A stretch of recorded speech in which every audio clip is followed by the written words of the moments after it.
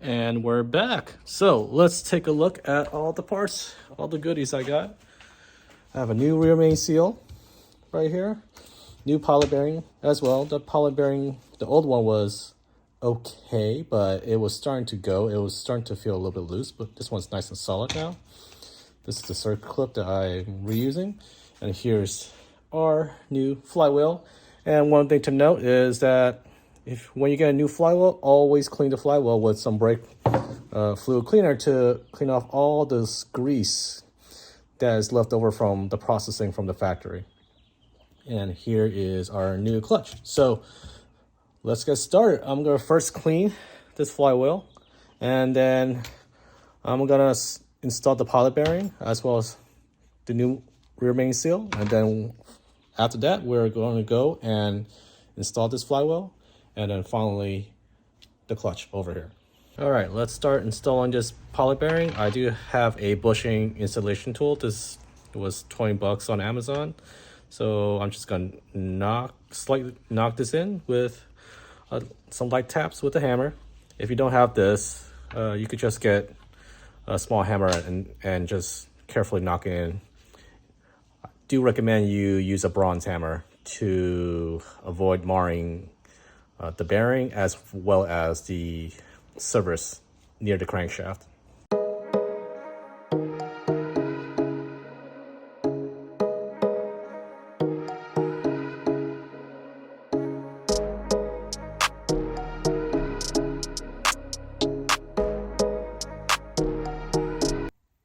Okay, so here's a cool little tool I got to help me install the rear main seal.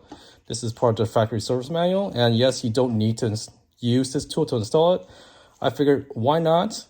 I'll get it just to show everyone what the deal with this tool is. So this tool comes in a couple of parts here. It allows you to put a rear main seal here. You put it here, and then you go and slide it down right here. From here, you go and slide it down in here, and then you go and then push the entire seal onto the crankshaft right here. So why do you want to use this? Well, you see here, there's this little lip here that's pretty tight, and this contraption will allow you to perfectly wrap this tight inner lip here around the crankshaft bore here, because pretend this area is the crankshaft. So it allows me to push in the rear main seal without having to deal with catching the edge of the crankshaft bore here. One thing to note, before you install this, make sure to liberally oil the outside of this seal here. And here is what the seal looks like, fully installed. It should be flush to slightly below flush. So you can see here, there is just a slight deviation from the edge here. But yeah, overall, make sure to install this pretty much flush equally around the entire hole here. So, and if you need to, find some sort of flat tool that fits around here, and then you could just hammer it in very slowly and very carefully to even out the install of the entire steel here. Just my luck, as I was about ready to install this flywheel, I noticed there was actually a little hole here. Let me try to zoom in as close as possible. There's a little hole here in the ring gear. Literally, there is a hole. And there is another hole. So yes, there is a manufacturing defect here. This is not supposed to be right. So that means that I need to wait another week and a half to get a new flywheel. Yeah, this sucks. So yeah, let's fast forward to another week and a half. We are back. It's been a week. I got a new flywheel, and I did inspect the ring gear again. And good news, it is all good. There are no defects I've seen. So yes, I'm gonna go clean this off with brake cleaner, and then we could then finally go ahead and install the flywheel. my final prep for the flywheel bolts here, and they actually come with thread locker in it, is to, I found a good tip online, is to add a little bit of grease towards the ends here, right here, to help smooth out the bolts when you're torquing. So that will give you the most accurate torque as possible. And a lot of people will say, hey, just grease it with any grease you have. So I'm just going to use a little bit of light, white lithium grease. You could use a bottle-based grease if you want to. Doesn't matter. Just put a little bit of here, and then, but don't put any grease on the threads itself. So really just make sure to put just some grease around this area right here. And here we are, ready to get installed. So since I personally have issues keeping track of more than, say, 5 bolts when I'm torquing things diagonally, I went ahead and prepped myself. I have just painter's tape and marked the order of tightening sequence for this flywheel, because you torque everything. Well, first of all, you snug all the bolts, and then slightly torque everything in this order, and then after that you will then tighten each bolt to a specified torque, and then after that go back again and torque to yield, and I believe it's 9 degrees per bolt.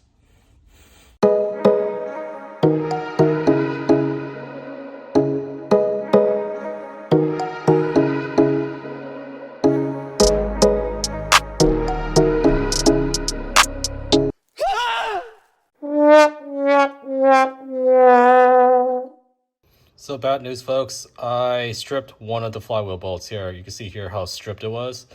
It was totally my fault. I went too fast. I was torquing down and I went too fast, and my triple spline bit slightly was off center and it started stripping. So bad news, I had to wait a week to get a special tool to get this out, because I don't feel right leaving a strip bolt, especially a strip flywheel bolt, inside my own car.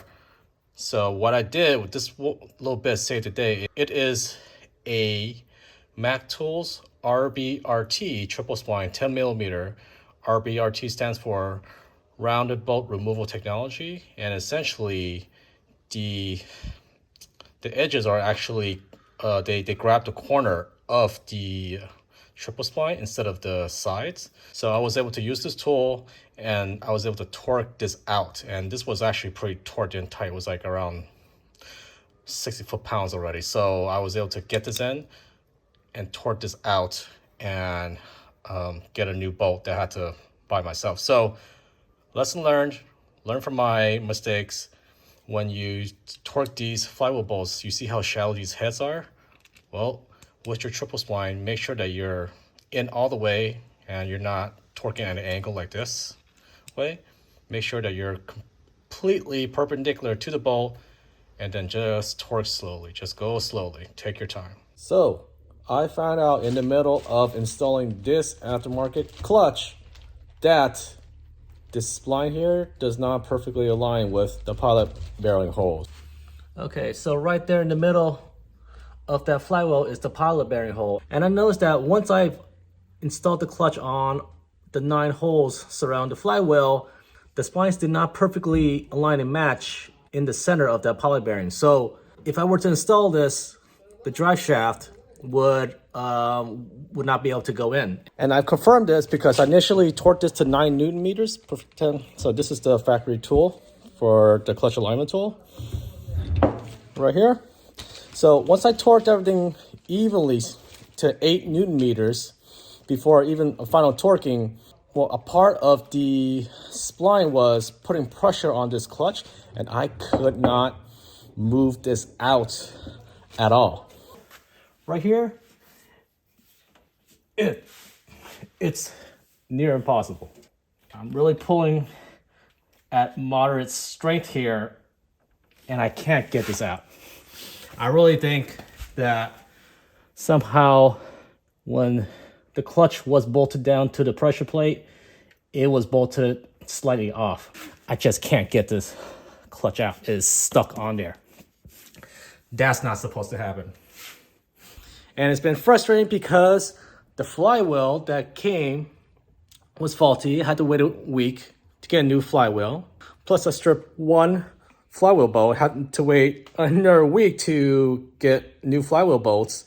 And then now I have a faulty clutch that is not aligning with the pilot bearing over there. I was hoping to get this done overall over the course of 3 weekends, but obviously that's not happening. So we need to wait a little bit longer to get all the parts sorted out. And a week later, new clutch in the mail. Got this yesterday. As you can see here, yep, this is what the new clutch is. Let's do it again. Let's try to bolt these down with my factory centering tool here, and let's hope that things align. So I've torqued all of these clutch bolts in, first starting off at 8 Newton meters per bolt, and then going in a diagonal fashion, rotate everything an additional 180 degrees, which turns out to be around 15 to 16 foot-pounds as the final torque spec. Now, final test is to make sure that everything is done right on this clutch is when you can easily just take out this clutch alignment tool, like so. So flywheel and clutch has been installed. Now, before you even start getting the transmission ready to get reinstalled, make sure to remove this. This is the locking bolt for the crankshaft.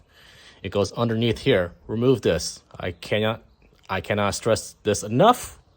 Make sure to remove this. Do not forget to remove this before you start putting the rest of the car back together. So here are the throwout bearings. This is the old one and this is the new one.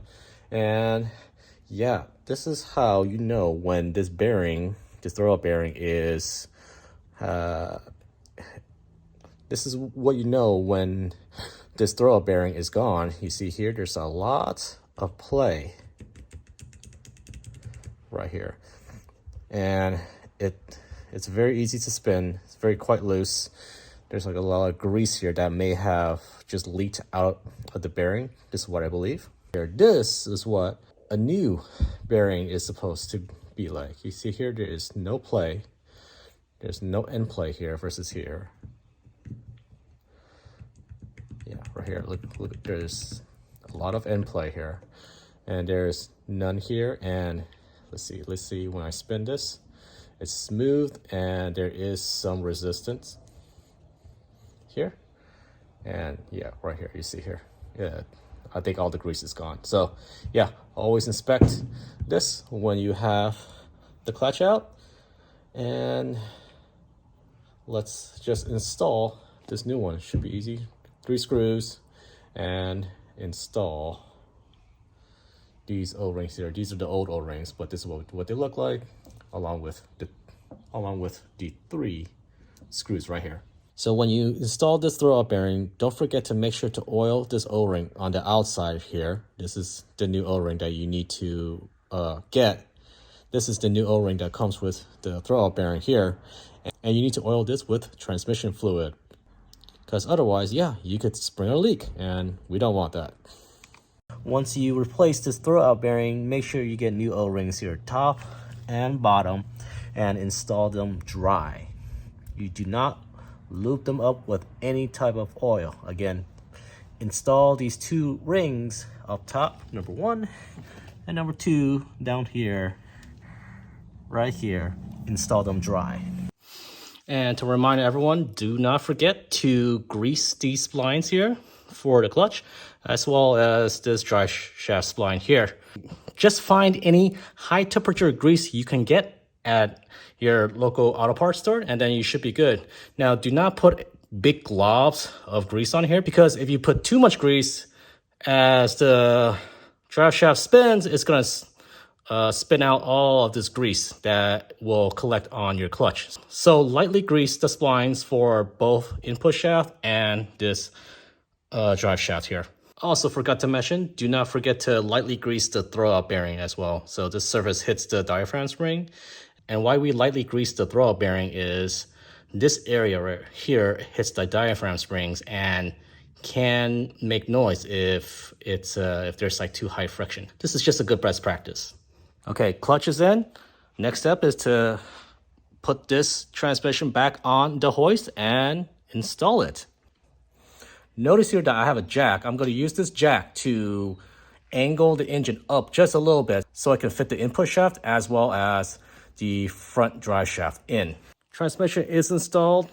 I went ahead and torqued down the CV joints to the left and the right, as well as the transmission mounts here, as well as all of the bell housing bolts that you see in the back here.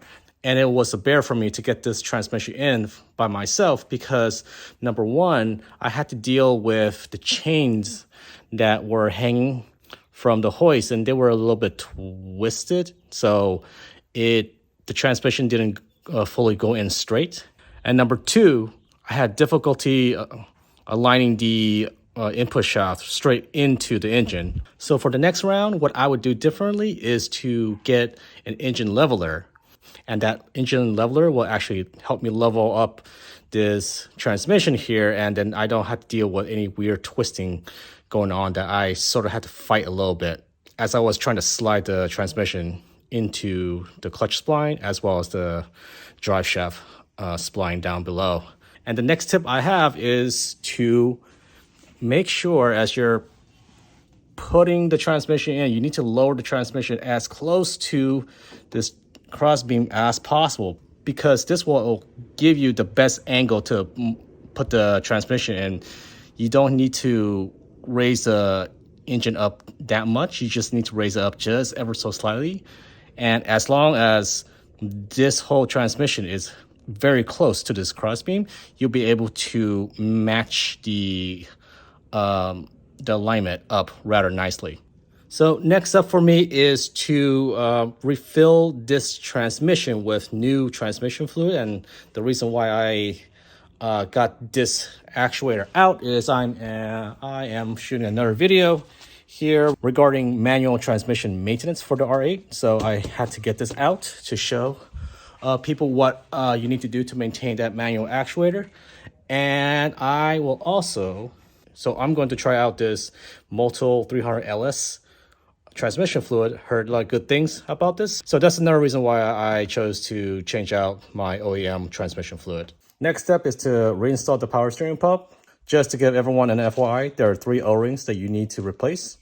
This is the first O-ring here. There's another O-ring inside the lip here, as well as this small inner O-ring that goes the seats inside the engine block side over here like this. So 3 O-rings you need to replace. Now, if you were like me, who completely took out the power steering pump and drained all the power steering fluid, well, when you install this, you need to fill up this entire pump with power steering fluid before you even start it up.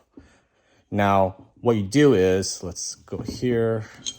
You hook back the supply side hose and then fill the power steering reservoir with power steering fluid. And then once you have that filled up, you start priming the pump like so. You get your drive shaft spline that connects from the engine to the power steering pump like so. And then start priming it and turning it until you see fluid coming out of the high pressure side over here. I'm gonna install this, hook up the supply side, turn this until I see power steering fluid come out of this high pressure hose here. Once I have that, then I'll proceed to mount the power steering pump as well as tighten the torque on this nut here for this line here for the high pressure side. More the factory service manual says to grease this drive shaft spline here. So grease both sides. It's actually the same grease they use for the clutch splines when you're installing a new clutch. So yeah, I figure I could just use a general grease like this, multi-vehicle grease up both splines, and then I should be good to go. I think Why they choose to grease this is I think it helps reduce wear on the spline, as well as probably reduce rust. Because if this car, say this car sits around for a long time, this spline won't get rusted in and actually stick to the splines in the power steering pump or the splines in the engine. So, all right, since this oil tank is out, and since this sensor, this is the oil temperature and oil level sensor, is out too, I'm gonna go ahead and replace this sensor too, because it's a 14-year-old sensor and there have been accounts of this sensor going out. So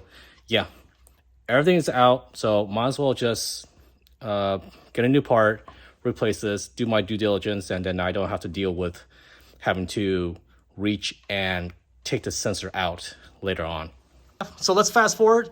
What I've done is installed the power steering pump, installed the starter, installed the oil tank, filled it with 9 liters of oil.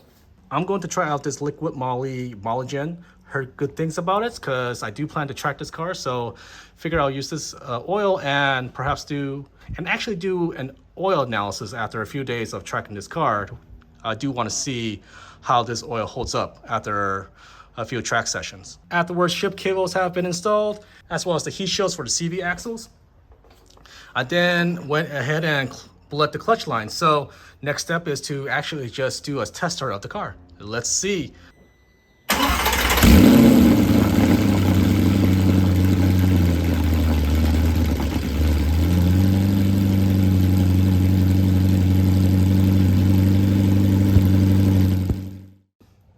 So the last steps are to obviously reinstall the bumper, and actually got a new rear diffuser here because I wanted a more aggressive diffuser with these additional fins here. So I managed to get one, and obviously I need to reinstall the taillights, but I'm not going to reinstall my old ones because after many years of wrenching, the plastic broke. So this is what happens when you torque these taillights in too hard. It wasn't actually me, it was actually prior techs who have worked on this, because the first time I took out these taillights, like this was like broken already. This was half broken. I tried to weld it back on with some plastic weld, but overall they finally just disintegrated. So I'm going to upgrade to these nice GT lights here. So these are OEM, straight from the factory. So they're gonna look real nice on my black car. And these look real nice because these follow the clear tail light style, similar to, let's say, the Altiza or the IS300, which was my old car. So this is like a little homage to my old car that I had. I love that car. So I'm gonna go ahead and just wrap everything up, install the rear sway bar, from there install the exhaust, and then finally the bumper, and then I'm good to go. So if you like this content, please like and subscribe. See you next time.